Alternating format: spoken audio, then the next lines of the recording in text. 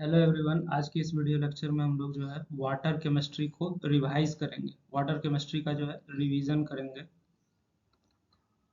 Short duration में। ठीक है, ताकि अगर ऐसा सिचुएशन है कि कल आपका एग्जाम है तो वैसे में आप इम्पोर्टेंट पॉइंट्स को कुछ मिनट में रिवाइज कर सकते हैं। ये आपका जो है इंजीनियरिंग केमिस्ट्री का सबसे इम्पोर्टेंट चैप्टर है, खास करके वैसे सिचुएशन में अगर आप जो है सिविल के स्टूडेंट हैं, क्योंकि ये चैप्टर ना आपको आगे जाके इन्वायरमेंट में पढ़ना पड़ेगा। इन्वायरमेंटल इंजीनियरिंग जो है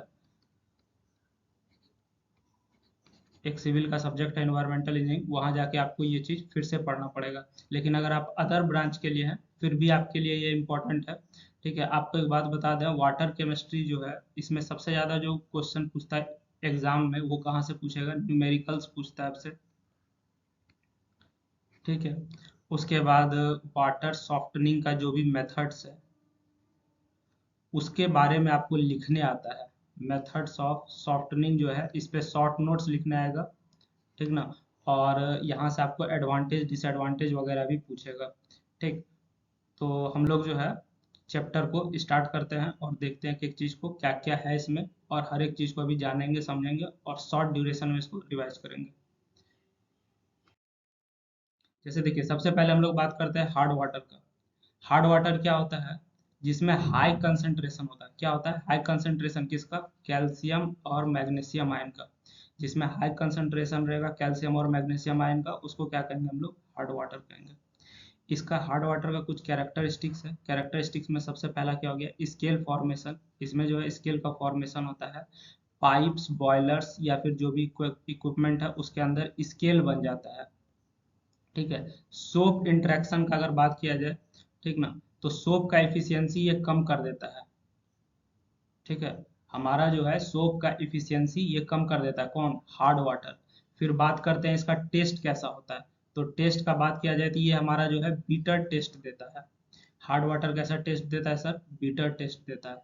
हेल्थ का अगर बात किया जाए कि इसका हेल्थ पे क्या इफेक्ट पड़ता है, तो इसका हेल्थ पे हमारा कोई हार्मफुल इफेक्ट नहीं है। ठीक ना, इसका हेल्थ पे कोई हार्मफुल इफेक्ट नहीं है, लेकिन ये हमको जो है साथ साथ ये हमको एसेंशियल मिनरल्स हो सकता है हमारे शरीर के अंदर दे दे। एडवांटेजेस का अगर बात किया जाए तो इसमें हम लोग दो एडवांटेज देखेंगे। पहला, हमको ये मिनरल सोर्स का काम करता है। ठीक है, कैल्शियम और मैग्नीशियम हमको दे देता है। उसके बाद दूसरा क्या है? टेस्ट। कुछ कुछ लोगों को जो है ये हार्ड वाटर का टेस्ट बहुत अच्छा लगता है, तो उसके लिए एडवांटेजेस हो जाता है। डिसएडवांटेज का बात किया जाए, ये आपके लिए इंपॉर्टेंट रहेगा, ये आपसे डिसएडवांटेज एग्जाम में पूछ सकता है। तो डिसएडवांटेज का बात किया जाए तो सबसे पहला क्या हो जाएगा? Equipment damage. आप जिस भी इक्विपमेंट में इसको रहिएगा उसमें स्केल बिल्डअप हो जाता है। ठीक है, जिससे कि हमारा इफिशियंसी और उसका लाइफ स्पैन को कम कर देता है। बात समझ में आ रही है? उसका इफिशियंसी और लाइफ स्पैन को रिड्यूस कर देता है। फिर क्लीनिंग, ये भी एक डिसएडवांटेज है। क्लीनिंग में क्या होता है कि ज़्यादा हमको साबुन की आवश्यकता पड़ती है, डिटर्जेंट की आवश्यकता पड़ती है किसी भी चीज़ को साफ करने के लिए। तो क्लीनिंग भी इसका एक सबसे बड़ा डिसएडवांटेज है। उसके बाद लॉन्ड्री में भी हमको ये डिसएडवांटेज देखने को मिलता है किसका? हार्ड वाटर का। क्या डिसएडवांटेज है लॉन्ड्री के केस में? देखिए, इसमें जो है क्लोथ्स को ये स्टीफी बना सकता है। ठीक ना, क्लोथ्स को स्टीफी फील दे सकता है और लुक डिंगी दिखा सकता है। बात समझ गए? तो ये हमारा क्या था? हार्ड वाटर के बारे में था। अब हम लोग आगे बढ़ते हैं और समझते हैं कि सॉफ्ट वाटर के बारे में। सॉफ्ट वाटर में हम लोग क्या बात करने वाले हैं? सॉफ्ट वाटर किसमें कहते हैं? इसमें भी कैल्शियम और मैग्नीशियम आयन रहता है, लेकिन उसका कंसंट्रेशन लो रहता है। हार्ड वाटर में कंसंट्रेशन क्या रहता है? हार्ड वाटर के केस में कंसंट्रेशन जो है हाई रहेगा। ठीक है, और सॉफ्ट वाटर के केस में हमारा क्या रहेगा? कंसंट्रेशन जो है वो लो रहेगा। किसका? कैल्शियम एंड मैग्नीशियम का। बात समझ में आ रहा है? चलिए ठीक है। चलिए अब यहाँ से आगे देखते हैं, इसका कुछ कैरेक्टरिस्टिक्स हम लोग देख लेते हैं। इसमें हमारा स्केल का फॉर्मेशन नहीं होता है, does not form scale in pipes और अप्लायंसेस। प्लस पॉइंट है। सोप इफिशियंसी हमको अच्छा मिलता है।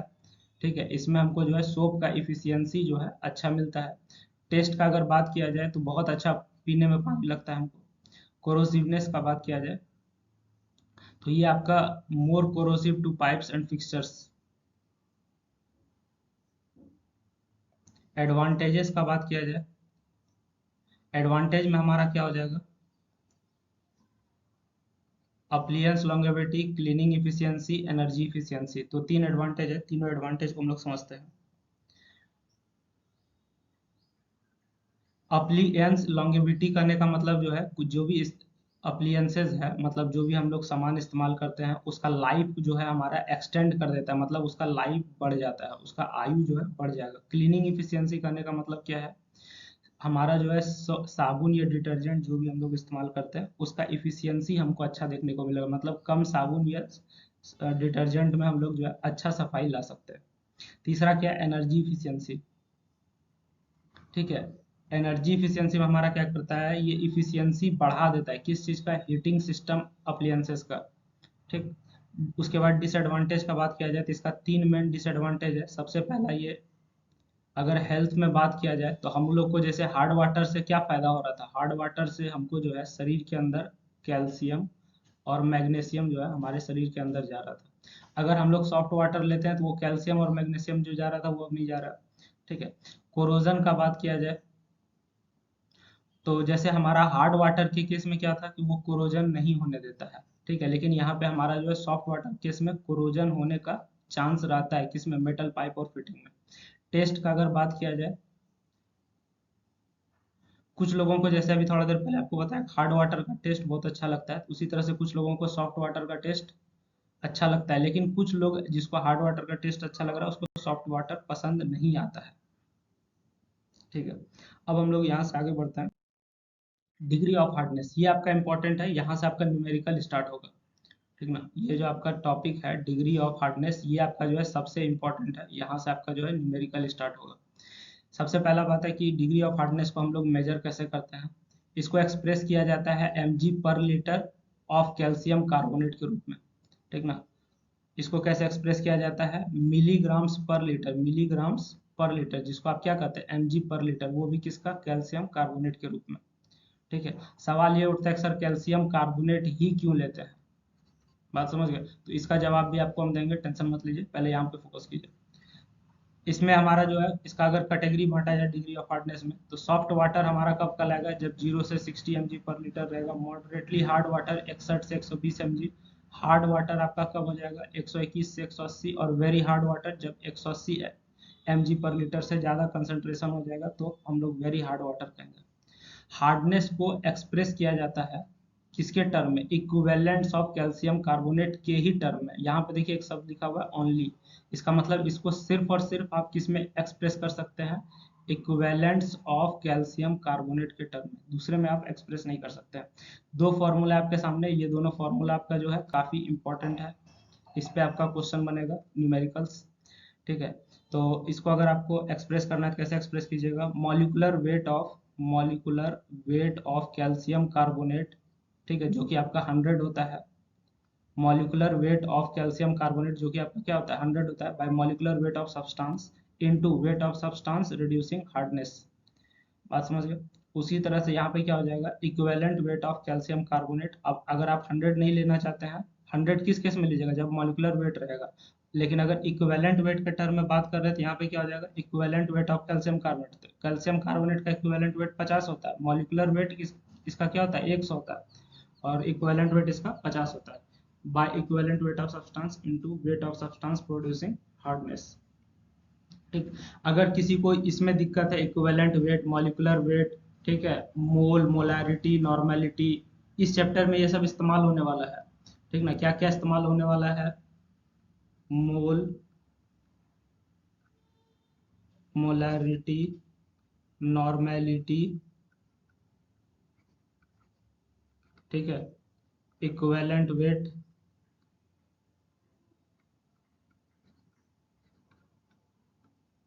ठीक।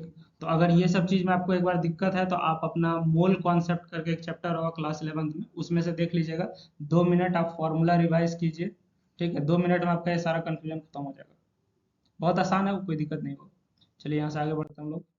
उसके बाद हम लोग देखते हैं कि हमारा जो है क्वालिटी पैरामीटर्स क्या रहेगा, अगर हम पीने का पानी इस्तेमाल कर रहे हैं तो उसमें हमारा क्या क्या खासियत होना चाहिए।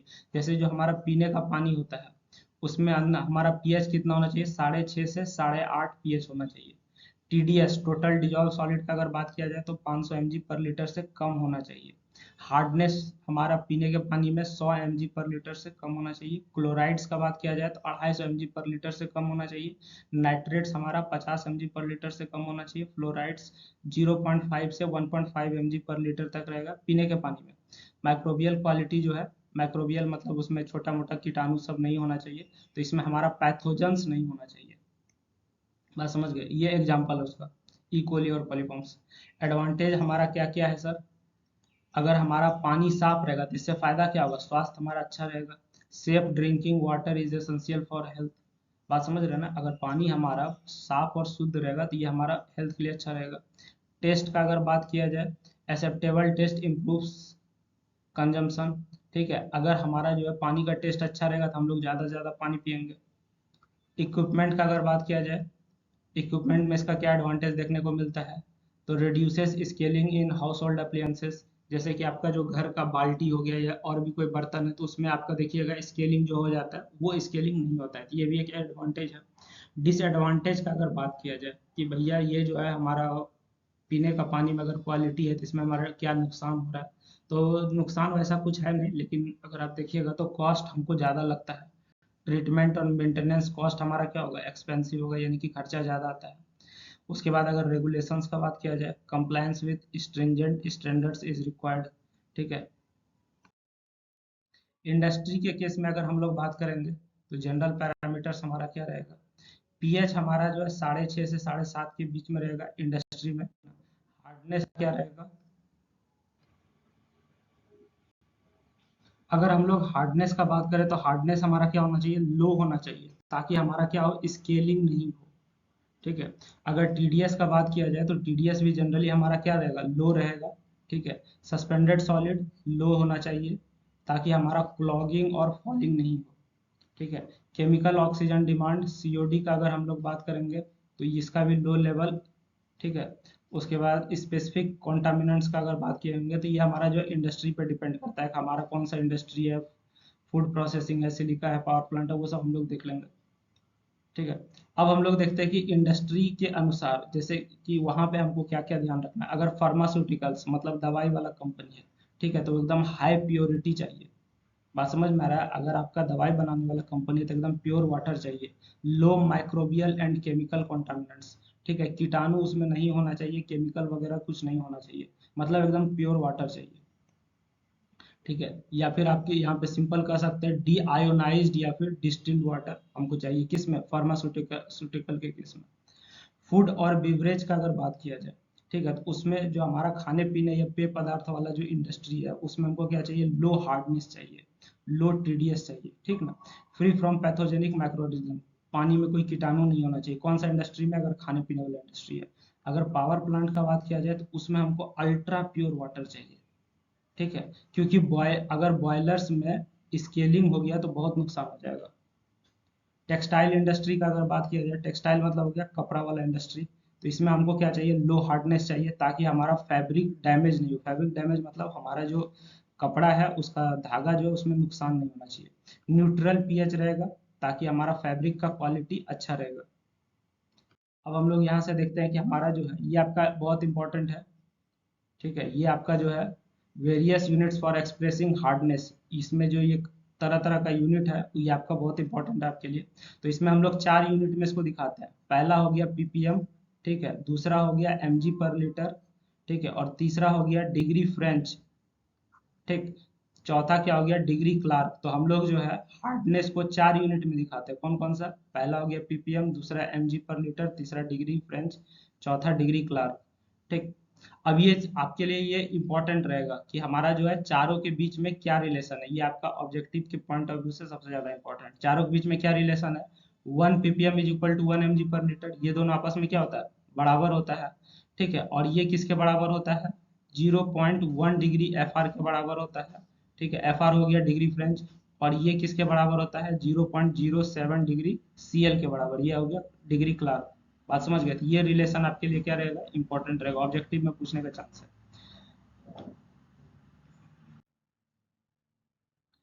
अब जो है हम लोग देखते हैं कि हमारा जो है एस्टिमेशन, मतलब हम लोग पता लगाएंगे कि कितना हमारा जो है हार्डनेस है। किसी भी पानी का सैंपल लेंगे तो उसमें हमारा कितना हार्डनेस है वो पता लगाएंगे। तो इसमें हम लोग दो मेथड देखेंगे। पहला हम लोग देख रहे हैं ईडीटीए मेथड। ठीक है, ईडीटीए मेथड से रिलेटेड आपका ऑब्जेक्टिव कई सारा पूछेगा आपसे। ठीक है, या फिर एग्जाम में ये मेथड ही लिखने आ सकता है, तो इसलिए आप इसको थोड़ा ध्यान से समझिएगा। इसका सारा इंपॉर्टेंट पॉइंट आपको हम बताते हैं। पहला, हार्डनेस जो है प्राइमरली किसकी वजह से होता है? कैल्शियम और मैग्नीशियम आयन की।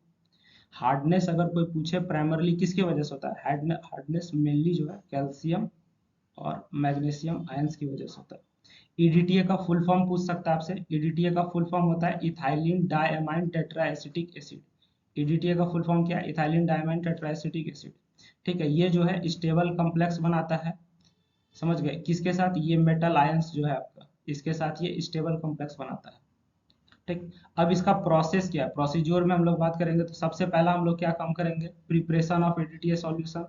पहले एडीटीए सॉल्यूशन बनाएंगे, उसके बाद बफर सॉल्यूशन, फिर इंडिकेटर देखेंगे, सैंपल प्रिपरेशन करेंगे और फिर लास्ट में टाइट्रेशन करेंगे। ठीक है, टाइट्रेशन आप याद रखिएगा। प्रिपरेशन ऑफ एडीटीए सॉल्यूशन में क्या करेंगे? Standardize EDTA solution. हम लोग जो है ईडीटीए सॉल्यूशन को तैयार करेंगे किसके सहारे? Known concentration of calcium carbonate के सहारे। हमारा जो कैल्शियम कार्बोनेट का कंसंट्रेशन है उसके सहारे हम लोग क्या तैयार करेंगे? ईडीटीए सॉल्यूशन तैयार करेंगे। बफर सॉल्यूशन का अगर बात किया जाए, इसमें हम लोग जो है एमोनिया बफर, ठीक है, इस्तेमाल करेंगे। बात समझ में आ रही है? और एक चीज ध्यान रखिएगा, पीएच आपका जो है ईडीटीए मेथड में पीएच 10 रहेगा। ईडीटीए मेथड में पीएच 10 रहेगा। ऑब्जेक्टिव का ये क्वेश्चन है। ठीक, इंडिकेटर जो इस्तेमाल करते हैं वो आपका क्या है? Eriochrome black T. इंडिकेटर जो है इसमें हमारा क्या रहेगा? Eriochrome black T. इस इंडिकेटर का क्या काम है सर? ये हमारा कलर चेंज करता है वाइन रेड से ब्लू। क्या बोल रहे हैं? हमारा जो इंडिकेटर रहेगा, ठीक है, इसको हम लोग शॉर्ट में ईबीटी कहते हैं। ठीक है, इसका पूरा नाम क्या है? इसका पूरा नाम है एरियो क्रोम। बी मतलब हो गया ब्लैक। ठीक है, इरियोक्रोम ब्लैक और टी को ऐसे रहने देता है। इसका ये कलर कैसे चेंज करता है? वाइन रेड से ये ब्लू कलर में चेंज हो जाता है। कब? जब हमारा रिएक्शन पूरा हो जाता है। सैंपल प्रिपरेशन उसके बाद हम लोग करेंगे, measured volume of water sample ले लेंगे। ठीक है, और टाइट्रेशन कैसे करेंगे? बफर सॉल्यूशन और इंडिकेटर को ऐड करेंगे। किसमें? सैंपल में ऐड करेंगे। उसके बाद हम लोग टाइट्रेट करेंगे किसके साथ? सबसे पहले बफर सॉल्यूशन और इंडिकेटर को सैंपल में ऐड करेंगे। उसके बाद टाइट्रेट करेंगे ईडीटीए के साथ। कब तक करेंगे? जब तक कि कलर चेंज नहीं हो जाता है। कहाँ से? वाइन रेड से ब्लू। कलर कहाँ से? याद रखिएगा, वाइन रेड से ब्लू। ठीक है, ये भी आपका इंपॉर्टेंट है। समझ गए? तो इसमें आपको क्या क्या याद रखना? पहला कि पीएच 10 रहेगा हमेशा। ठीक, उसके बाद ईडीटीए का जो फुल फॉर्म है, यहाँ रहा आपका ईडीटीए का full form ethylene diamine tetraacetic acid. उसके बाद इंडिकेटर जो है हमारा ईबीटी, इरियोक्रोम ब्लैक टी। इसका शॉर्ट नाम और फुल नेम दोनों याद रखिएगा। ठीक है, उसके बाद हम लोग क्या करते हैं? टाइट्रेशन कब तक करते हैं? जब तक हमारा वाइन रेड से ब्लू कलर नहीं हो जाता है। अगर आपको इसमें टोटल हार्डनेस कैलकुलेट करना है, टोटल हार्डनेस कैलकुलेट करना है, तो ये आपका फॉर्मूला रहा। क्या है फॉर्मूला? वॉल्यूम ऑफ एडीटीए यूज्ड किस में? ये रहा एमएल में लीजिएगा। मोलैरिटी ले लीजिएगा, उसको 1000 से गुना कर दीजिएगा और जो आपका सैंपल है उसको एमएल में ले लीजिएगा। तो इससे आपका क्या निकल जाएगा? टोटल हार्डनेस निकल जाएगा। किसके मेथड से? ईडीटीए मेथड से टोटल हार्डनेस निकल जाएगा। ठीक है, तो इसमें आप याद रखिएगा, ये आपके लिए इंपॉर्टेंट है। उसके बाद अल्कलिनिटी कैसे निकालेंगे, तो इसका प्रिंसिपल पहले देख लेते हैं। अल्कलिनिटी क्या होता है? वाटर का कैपेसिटी है किसको न्यूट्रलाइज करने को? एसिड न्यूट्रलाइज करने की कैपेसिटी है। कोई पूछे बाबू बताओ अल्कलिनिटी क्या है, तो कैपेसिटी टू न्यूट्रलाइज एसिड। कोई पूछे बताओ अल्कलिनिटी क्या है? Capacity to neutralise acid. Capacity to neutralise acid. बात समझ गए? और ये हम लोग होता कैसे है? अल्कलिनिटी मेनली होता है बाइकार्बोनेट, कार्बोनेट और हाइड्रोक्साइड की वजह से। ठीक है, अल्कलिनिटी किसके वजह से होता है? बाइकार्बोनेट्स, कार्बोनेट्स और हाइड्रोक्साइड की वजह से। प्रोसीज्योर का अगर बात किया जाए, प्रोसीज्योर में हम लोग सबसे पहले जो है इंडिकेटर देख लेते हैं। इसमें हम लोग फेनोप्थेलिन और मिथाइल ऑरेंज दोनों इंडिकेटर इस्तेमाल करते हैं। इस केस में हम लोग जो है सर फेनोप्थेलिन और मिथाइल ऑरेंज जो है दोनों इंडिकेटर इस्तेमाल करेंगे। उसके बाद अच्छा, ये जैसे बाइकार्बोनेट्स को हम लोग क्या लिखते हैं, बाइकार्बोनेट्स को हम लोग लिखते हैं SCO3 माइनस। कार्बोनेट्स को क्या लिखते हैं,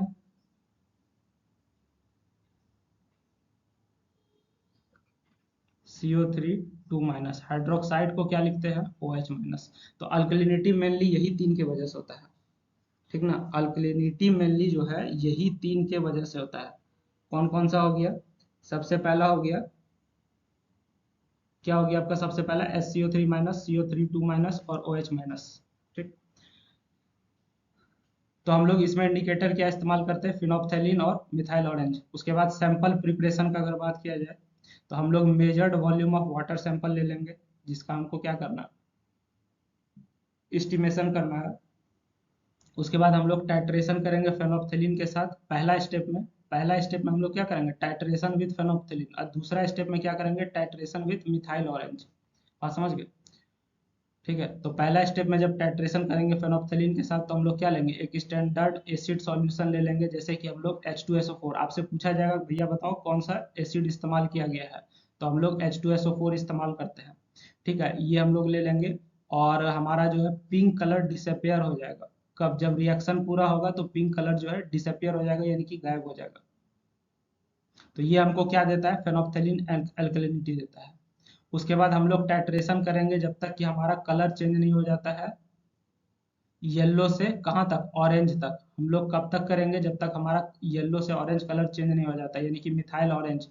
जैसे ही कलर चेंज हुआ येलो से ऑरेंज, आप समझ जाइएगा कि आपका रिएक्शन पूरा हो चुका है। और यहाँ से हमको क्या मिलेगा, टोटल अल्कलिनिटी मिलेगा। जैसे जब आप फेनोप्थेलिन का प्रयोग कर रहे हैं, एक मिनट, यहाँ पे कचरा हो गया था, यहाँ पे देखिएगा थोड़ा। जब आप फेनोप्थेलिन का प्रयोग कर रहे हैं, ठीक है, तो वैसे केस में जो आपको अल्कलिनिटी मिलता है वो क्या है, फेनोप्थेलिन अल्कलिनिटी। मतलब अभी पूरा नहीं हुआ रिएक्शन। टोटल अल्कलिनिटी कब मिलता है, जब आप मिथाइल ऑरेंज को का प्रयोग करते हैं। और मिथाइल ऑरेंज का रिएक्शन कंप्लीट हुआ कैसे पता चलता है, येलो से ऑरेंज कलर में बदल जाएगा। अब हम लोग आगे बढ़ते हैं, देखते हैं कि रिमूवल ऑफ हार्डनेस क्या है, ठीक है। यहाँ से आपको शॉर्ट नोट्स लिखने बहुत आता है, रिमूवल ऑफ हार्डनेस टॉपिक से। इससे जो है आपको एग्जाम में शॉर्ट नोट्स, ठीक ना, या फिर आपका जो है 7 मार्क्स का क्वेश्चन जनरली पूछा जाता है यहाँ से। किसी किसी केस में 14 मार्क्स का भी पूछा जाता है। बात समझ गए, तो ये आपका जो है बहुत ज़्यादा इंपॉर्टेंट रहेगा। इसमें जो भी है 3 मेथड है आपका, एक सोडा लाइम है, ठीक है। उसके बाद हमारा जियोलाइट मेथड हो जाएगा, समझ गए। तो हमारा जो भी मेथड रहेगा वो हमारे लिए क्या रहेगा, इंपॉर्टेंट रहेगा, यहाँ से नोट्स लिखना आता है। सबसे पहला बस सवाल ये उठता है, सॉफ्टनिंग ऑफ वाटर क्या है सर। अगर हम लोग रिमूव कर देते हैं हार्डनेस को, कहाँ से, पानी से, उसको हम लोग सॉफ्टनिंग ऑफ वाटर कहते हैं। यानी कि process of removal of hardness of water is called softening of water. बात समझ गए। अगला हमारा क्या है, सोडा लाइम मेथड। इसमें 3 मेथड है, तो पहला हम लोग क्या देख लेते हैं, सोडा लाइम मेथड। ये हमारा क्या है, नंबर 1। सोडा लाइम मेथड का अगर प्रिंसिपल का बात किया जाए तो हम लोग जो सोडा एस यानी कि Na2CO3 ऐड करते हैं, किसके साथ, लाइम के साथ, COH2 के साथ। तो precipitates calcium and magnesium as their respective carbonates. तो जब हम लोग सोडा और लाइम को ऐड करेंगे, ठीक है, तो यह हमारा क्या करेगा, प्रेसिपिटेट कर देगा किसको, कैल्शियम और मैग्नीशियम को, ठीक। प्रोसीज्योर क्या रहेगा हमारा,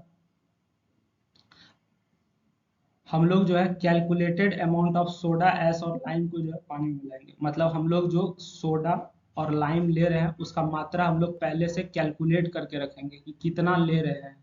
बात समझ में आ रहा है, ताकि हमको पता लगाना आसान रहे, ठीक। Stir the mixture to ensure complete reaction. उसके बाद जब इसको आप पानी में मिलाइएगा तो उसको अच्छे से मिला दीजिएगा। स्टीर मतलब हो गया मिला दीजिए, जब तक कि हमारा पूरा रिएक्शन नहीं हो जाता है। उसके बाद आपका जो भी प्रेसिपिटेट बनेगा उसको सेटल होने दीजिएगा, ठीक है। प्रेसिपिटेट जो भी बनेगा उसको क्या करने दीजिएगा, सेटल होने दीजिएगा। उसके बाद जो भी आपका क्लियर सॉफ्ट वाटर है उसको आप रिमूव कर लीजिए, ठीक है। इसमें अगर रिएक्शन का बात किया जाए, जैसे कभी कभी एग्जाम में रिएक्शन ऑब्जेक्टिव में भी पूछ दे आपका, तो 2 तरह का हार्डनेस है, कैल्शियम और मैग्नीशियम। तो इसमें आप देख लीजिएगा CaSCO3 toys plus CaOH toys CaCO3। ये आपका जो नीचे एरो बन रहा है इसका मतलब ये प्रेसिपिटेट के रूप में बैठ जाएगा नीचे जाके। उसी तरह से ये मैग्नीशियम के केस में है, इसको आप थोड़ा ध्यान रखिएगा। अब इसका हम लोग एडवांटेज डिसएडवांटेज देख लेते हैं, जो कि सबसे ज़्यादा इंपॉर्टेंट है। ठीक है, हम लोग क्या देखेंगे, एडवांटेज और डिसएडवांटेज, जो कि हमारा एग्जामिनेशन के लिए सबसे ज़्यादा इंपॉर्टेंट है। और एक बात बताते हैं, अगर आपको फुल मार्क्स चाहिए, ठीक है, फुल मार्क्स तब मिलता है जब कॉपी में आपको लिखने आना चाहिए। तो हम लोग कैसे लिखते हैं, आप जरा लिखने का तरीका यहाँ पे गौर कीजिएगा। कैसे लिखते हैं, जैसे हम लोग एडवांटेज लिख रहे हैं सोडा लाइम का, तो इसमें आप देख रहे हैं ये ऑरेंज कलर से कुछ चीज़ लिखा हुआ है, मतलब हमारा जो मेन पॉइंट है उसको हम लोग हाईलाइट कर देंगे, और उसके बाद जो भी मेन पॉइंट है उसको एक एक लाइन में डिफाइन कर देंगे। ठीक है, बच्चा लोग क्या करता है, जैसे एडवांटेज लिखना है तो डायरेक्ट एक लाइन में एडवांटेज लिख दिया, वो काम नहीं कीजिएगा, उसमें से जो मेन पॉइंट है उसको पहले हाईलाइट कर दीजिए। ठीक है, या फिर आप एक लाइन ही लिखिए और उसमें से जो मेन पॉइंट है उसको आप हाईलाइट कीजिएगा। बात समझ में आ रहा है, डायरेक्ट लाइन नहीं लिखना है, मेन पॉइंट उसमें से हाईलाइट कीजिएगा। चलिए यहाँ से देखिए, जैसे एडवांटेज का अगर बात किया जाए, तो इफेक्टिव में बात किया जाए तो effective removal of both temporary and permanent hardness, मतलब ये जो है हमको क्या देता है, इफेक्टिव रिमूवल देता है, ये सबसे बड़ा एडवांटेज है। कॉस्ट इफेक्टिव है, ठीक ना, कॉस्ट इफेक्टिव मतलब हमको सस्ता पड़ेगा थोड़ा, सिंपल प्रोसेस है, ठीक ना, इसको करने में बहुत ज़्यादा माथापच्ची नहीं होता है, स्केलेबिलिटी अगर देखा जाए, ठीक, तो हम लोग जो है ये छोटा लेवल पे चाहे बड़ा लेवल पे हम लोग दोनों जगह पे ये काम कर सकते हैं। कौन सा, soda lime method. By product use का अगर बात किया जाए, तो प्रेसिपिटेटेड कैल्शियम कार्बोनेट जो हमको मिलता है, ठीक है, उसको हम लोग अदर इंडस्ट्री में इस्तेमाल कर सकते हैं, यानी कि इसका जो बाय प्रोडक्ट है, जो कचरा है, वो भी हमारे लिए फायदेमंद है। तो ये हमारा जो है पांच वो क्या है, इसका एडवांटेज है। बात समझ गए। इसका अगर डिसएडवांटेज का बात किया जाए, तो डिसएडवांटेज में स्लज जनरेशन, यानी कि लार्ज अमाउंट में जो है स्लज प्रोड्यूस करता है, जो कि हमको डिस्पोज करने में थोड़ा माथा दर्द हो जाएगा। केमिकल हैंडलिंग का बात किया जाए, इसमें क्या है, requires handling and storage of lime and soda S. ठीक, मेंटेनेंस का बात किया जाए तो इसमें आपको रेगुलर मेंटेनेंस की आवश्यकता पड़ती है। इफिशियंसी का बात किया जाए तो less effective for very high hardness level, अगर बहुत ज़्यादा हार्डनेस लेवल है तो ये आपका उतना ज़्यादा कारगर साबित नहीं होगा। पीएच कंट्रोल का अगर बात किया जाए, requires careful pH control to prevent over softening and corrosive water. ठीक है, इसमें हमको पीएच कंट्रोल सही से थोड़ा रखना पड़ेगा। आगे बात करते हैं हम लोग आयन एक्सचेंज मेथड का। ठीक, आयन एक्सचेंज मेथड में हम लोग क्या देखते हैं, अगर इसका प्रिंसिपल का बात किया जाए तो hard water passes through column containing ion exchange resins. ठीक है, आपका आयन एक्सचेंज रेजिन्स होता है, उसके कॉलम से, ठीक है, आपका क्या पास करता है, हार्ड वाटर पास करता है। ठीक, इसमें हमारा प्रोसीज्योर का बात किया जाए तो हम लोग क्या करते हैं, कैसे कैसे करते हैं ये याद रखिएगा, जब नोट्स लिखना आएगा ना तो आपको ये पूरा चीज लिखना है, प्रिंसिपल, प्रोसीज्योर, रीजनरेशन, सब चीज लिखना है। Pass hard water through a cation exchange resins, ठीक है, चार्ज विथ Na+, आपको क्या करना है, आपको हार्ड वाटर को पास करना है कैटायन एक्सचेंज रेजिन से। बात समझ गए, the resin exchanges Na+ ions, उसके बाद आपका जो भी सॉफ्ट वाटर है उसको आप कलेक्ट कर लीजिए आउटलेट पे, मतलब यहाँ पे हमारा जो है रेजिन एक्सचेंज करे होगा, ये चीज आपको ध्यान में रखना है। रीजनरेशन का बात किया जाए, हमारा जो रेजिन्स है उसको हम लोग क्या कर सकते हैं, time to time periodically regenerate करने का मतलब टाइम टू टाइम उसको हम लोग रीजनरेट कर सकते हैं। कैसे कर सकते हैं, by passing A concentrated NaCl solution. ठीक ना, कंसंट्रेटेड NaCl सॉल्यूशन को पास करा के उसको हम लोग क्या कर सकते हैं, रीजनरेट कर सकते हैं। बात समझ में आ गया। आयन एक्सचेंज मेथड का एडवांटेज और डिसएडवांटेज देख लेते हैं। ठीक है, ये भी हमारा इंपॉर्टेंट रहेगा। एडवांटेज का बात किया जाए, हाई इफिशियंसी मिलेगा, effective removal of both calcium and magnesium ion, continuous operation. ठीक है, ये हमारा जो है ऑपरेट कंटिन्यूअसली करेगा। ठीक, मतलब आपको ऐसा नहीं कि एक बार ट्रीटमेंट करने के बाद रुकना पड़ेगा, आपका लगातार ये ऑपरेशन प्लांट चलते रहेगा। और इसमें हम लोग प्रॉपर रीजनरेशन भी कर सकते हैं, किसका, रेजिन का। कॉम्पैक्ट इक्विपमेंट, ठीक है, less compare to other methods, sorry less space हमको चाहिए बाकी के तुलना में, बाकी जो भी मेथड है उसके तुलना में हमको आयन एक्सचेंज में क्या चाहिए, जगह कम चाहिए। कंसिस्टेंसी का अगर बात किया जाए, कंसिस्टेंट वाटर क्वालिटी देखने को मिलेगा, मतलब एक समान देखने को मिलेगा वाटर का क्वालिटी। रीजनरेशन का बात किया जाए तो resin can be regenerated and reused. ठीक है, reducing long term cost, resin को आप बार बार क्या कर सकते हैं, रीजनरेट कर सकते हैं, रीजनरेट या फिर रीयूज कर सकते हैं, जिससे आपका क्या होगा कि लॉन्ग टर्म में कॉस्ट बचेगा। डिसएडवांटेज का अगर बात किया जाए तो डिसएडवांटेज में हमारा क्या रहेगा, initial cost, maintenance, salt use, waste water, selective removal. Initial cost करने का मतलब जो है हाई इनिशियल कॉस्ट आपको देखने को मिलेगा, ये हमारा थोड़ा खर्चा ज़्यादा पड़ता है शुरू शुरू में, ठीक है। इसमें हमारा रेगुलर रीजनरेशन और मेंटेनेंस करना पड़ता है, तो थोड़ा माथापच्ची होता है इसमें। सिग्निफिकेंट अमाउंट ऑफ सॉल्ट चाहिए हमको किसके लिए, रीजनरेशन के लिए, ठीक है। तो सॉल्ट का इस्तेमाल पड़ता है, रीजनरेशन अगर आपको करना है रेजिन का तो उसके लिए आपको सॉल्ट देना पड़ेगा, तो सॉल्ट का खर्च पड़ता है। उसके बाद आपको वेस्ट वाटर भी प्रोड्यूस करता है हाई सॉल्ट कंसंट्रेशन के साथ, ठीक है। हमारा जो है इसमें जो है आयन एक्सचेंज मेथड का एक सबसे बड़ा डिसएडवांटेज क्या है कि प्राइमरी ये टारगेट करता है सिर्फ हार्डनेस आयन को, ठीक है, बाकी कॉन्टामिनेंट को ये नहीं हटाता है। सेलेक्टिव रिमूवल में क्या है, इसमें एक सबसे बड़ा डिसएडवांटेज, ये सिर्फ हार्डनेस आयंस को ही टारगेट करता है, बाकी को रिमूव नहीं करता है। जियोलाइट मेथड का अगर हम लोग बात करेंगे, जियोलाइट मेथड में हमारा क्या होता है, ये सबसे ज़्यादा इंपॉर्टेंट है जियोलाइट मेथड, कई बार इससे पूछा भी जा चुका है पीवाईक्यू अगर आप देखे होंगे तो। प्रिंसिपल अगर इसका बात किया जाए, नेचुरल या synthetic zeolites exchange sodium ions for calcium and magnesium ions in hard water, ठीक है। हम लोग नेचुरल चाहे सिंथेटिक जियोलाइट्स का प्रयोग करेंगे यहाँ पे। किसका जियोलाइट रहेगा सर, सोडियम का जियोलाइट रहेगा। प्रोसीजर क्या रहेगा, हार्ड वाटर को जो है बेड ऑफ जियोलाइट से पास कराते हैं, क्या कराते हैं सर, पास कराते हैं हार्ड वाटर को बेड ऑफ जियोलाइट से। जियोलाइट एक्सचेंज करेगा उसका sodium ions for calcium and magnesium ion in water. यहाँ पे जैसे आप देख सकते हैं रिएक्शन में क्या कर रहा है, ये जो हमारा जियोलाइट है ये कैल्शियम और मैग्नीशियम के साथ एक्सचेंज कर रहा है। यहाँ पे देखिए Na2Ze था, CaHCO3 टॉइस, तो ये Na2Ze जो है Ca के साथ चला गया, सॉरी Na2Ze जो है ये HCO3 2 के साथ आ गया और बाकी CaZe वो बाहर हो गया। तो यहाँ पे हमारा क्या होगा, collected soft and water at the outlet. उसके बाद लास्ट में जब आप एक्सचेंज करा दीजिएगा, ठीक है, जब आप जियोलाइट का एक्सचेंज करा दीजिएगा तो आप लास्ट में क्या कर सकते हैं, वाटर कलेक्ट कर सकते हैं। Regenerate zeolite bye washing it with A concentrated NaCl solution. आप जो है रीजनरेशन करने का मतलब जो है क्या, हम लोग जियोलाइट वापस से बना सकते हैं, बिल्कुल बना सकते हैं। कैसे बनाइएगा, washing it with concentrated NaCl solution. आपका जो कंसंट्रेटेड सोडियम क्लोराइड सॉल्यूशन है उसके साथ आप उसको जियोलाइट को वॉश कर दीजिए, आपका ये क्या हो जाएगा, रीजनरेट हो जाएगा। बात समझ गए। To replace the exchange Ca2+ Mg2+ with Na+ ions, ठीक। तो ये आपका कुछ रिएक्शन है, ये आपका इंपॉर्टेंट रहेगा, इसको आप ध्यान में रखिएगा। एग्जाम में अगर आप ये रिएक्शन लिख दीजिएगा तो टीचर चाहे एग्जामिनर जो भी है वो इम्प्रेस होकर आपको एक्स्ट्रा मार्क्स दे देंगे। इसका एडवांटेज डिसएडवांटेज का बात किया जाए, ये हमारे लिए सबसे ज़्यादा इंपॉर्टेंट है, ठीक है। एग्जाम में आपसे लिमिटेशन के नाम से भी पूछता है, लिमिटेशन बताइए क्या है, ठीक है, एडवांटेज बताइए, लिमिटेशन बताइए, तो ये सब चीज़ आप देख लीजिएगा। यही सब पॉइंट आप ध्यान में रखिए, आपका आसानी से काम हो जाएगा।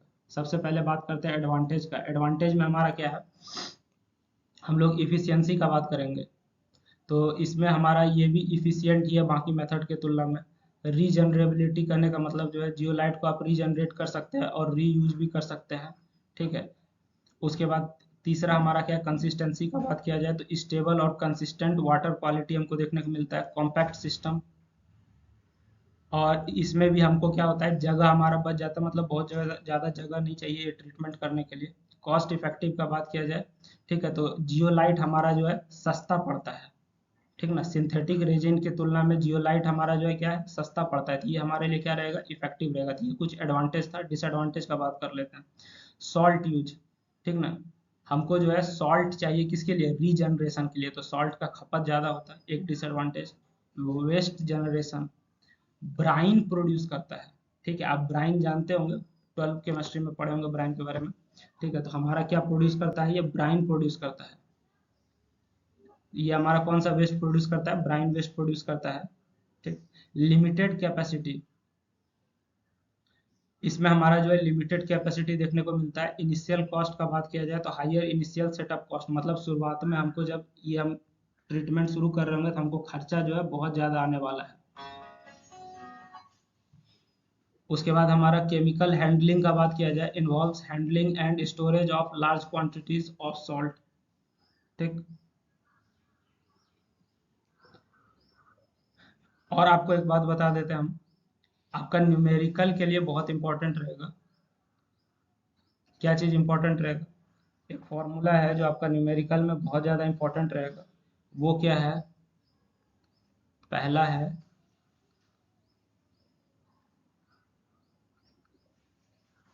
Total hardness is equal to, total hardness किसके बराबर हो जाएगा? ये हो जाएगा calcium hardness plus magnesium hardness. Calcium hardness plus magnesium hardness. दूसरा हमारा क्या हो जाएगा? ये भी टोटल हार्डनेस का ही रहेगा। ये न्यूमेरिकल के लिए बहुत ज़्यादा इंपॉर्टेंट है आपका, ठीक है। न्यूमेर हाँ, टोटल हार्डनेस बराबर, और दूसरा क्या हो जाएगा? ये हो जाएगा, आप सुने होंगे टेम्प्रोरी हार्डनेस और परमानेंट हार्डनेस का नाम सुने होंगे, ठीक है। तो टोटल हार्डनेस क्या हो जाएगा? Temporary hardness plus permanent hardness. Temporary hardness plus permanent hardness. बात समझ गए? तो ये चीज़ आप देख लीजिएगा। तो हमारा जो है रिवीजन हो गया समाप्त, ठीक। ये वीडियो आप जो है, अगर आपका एग्ज़ाम शुरू भी होने वाला है तो आप आधा घंटा पहले इस वीडियो को देख के आप आसानी से रिवाइज कर सकते हैं, ठीक है। आप हमारा बाकी भी वीडियो देखिए, आपको ज़रूर पसंद आएगा। Thank you everyone.